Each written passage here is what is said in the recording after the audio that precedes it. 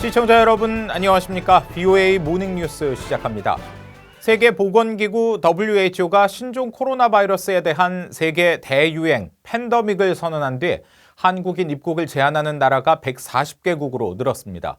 이 한국 내 감염 증가 추세는 주춤해졌지만 사망자는 계속 증가하면서 치명률 또한 높아지고 있는데 전문가들은 쉽게 방심해서는 안 된다고 지적했습니다. 서울에서 한상미 기자가 보도합니다. 한국인들의 입국을 막거나 입국 절차를 강화한 나라가 16일 오후 2시 현재 144개국으로 늘었다고 한국 외교부가 집계했습니다. 남미의 볼리비아와 남아프리카 공화국 등 4개 나라가 추가된 것인데 이에 따라 아예 입국을 막거나 한국을 떠난 뒤 일정 기간이 지나야 입국을 허용하는 등 명시적 입국 금지 국가와 지역은 80곳에 이릅니다. 한국발 여행자들을 격리 조치하는 지역과 국가는 중국 등 17곳으로 특히 중국 내 22개 지방 정부가 포함됐습니다. 이런 가운데 한국 내 신종 코로나 바이러스 확진자 증가 추세는 하루 100명 아래로 주춤해졌지만 사망자가 잇따라 발생하면서 치명률은 급증했습니다. 16일 0시 기준으로 확진자 8,236명 가운데 75명이 사망하면서 치명률은 0.91%, 지난 1일 0.4%대의 2배 이상 증가했습니다. 중증 환자가 90명에 달하는 것으로 알려져 추가 사망자 수는 더 늘 것으로 예상됩니다. 전문가들은 현 단계에서 중요한 것은 경증 환자와 중증 환자를 제대로 분류해 치료하는 것이라고 설명했습니다. 사망률을 낮추려면요, 이 경증과 중증 환자를 분류하는 거에서부터 제대로 돼야만 해요. 만약에 이런 분류조차가 잘 안 된다, 분류가. 그러면 의료 자원을 최대한 효율적으로 사용해서 사망률을 최대로 줄이는 것이 중요합니다.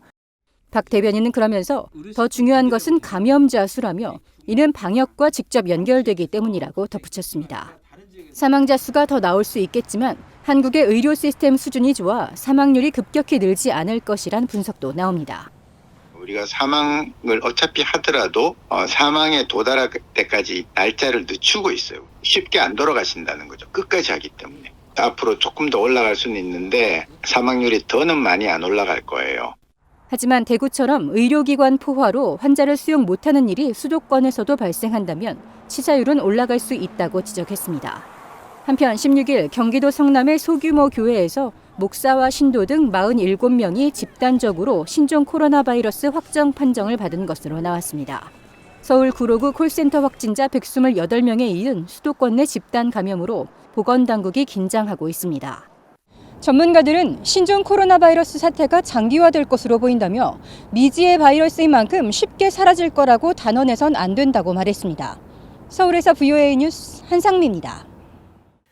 신종 코로나 바이러스 확산에 따라 큰 피해를 입은 한국 대구와 경북 일부 지역이 감염병 특별 재난 지역으로 선포됐습니다.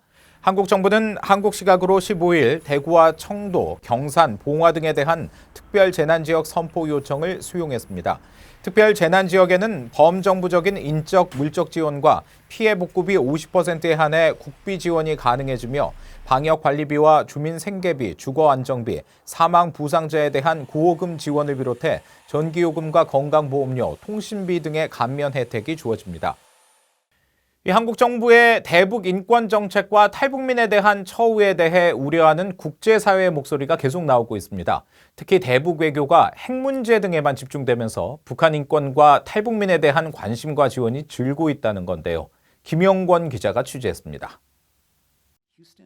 미국 뉴욕에 본부를 둔 국제인권단체 휴먼 라이츠 워치는 최근 유엔 인권이사회에서 발표한 성명에서 한국 정부의 대북 인권 정책에 우려를 나타냈습니다. 이 단체의 라일라 마타르 유엔 담당 부국장은 미국과 더불어 한국 정부의 대북 외교가 무기 확산 문제에 초점을 맞추면서 인권에 대한 관심은 줄고 있다고 지적했습니다. And in November, South Korea did not co-sponsor a North Korea resolution at the General Assembly. This is the wrong approach. 휴먼 라이츠 워치는 미국과 일본 역시 인권 제기가 협상을 위태롭게 할 수 있다는 이유로 유엔에서 논의를 자제하고 있다며 무기 확산 방지 노력과 인권은 서로 분리할 수 없는 불가분의 관계라고 강조했습니다.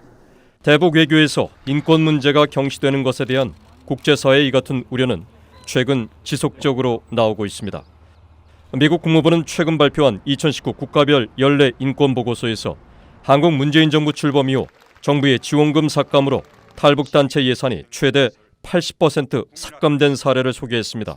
또 전 세계 67개 비정부 기구가 연대한 북한 반인도 범죄 철폐를 위한 국제연대도 최근 한국 문재인 대통령에게 보낸 공개 서한에서 한국 정부가 북한의 실질적인 인권 개선을 위해 정책을 수정하고 압박을 강화해야 한다고 촉구했습니다.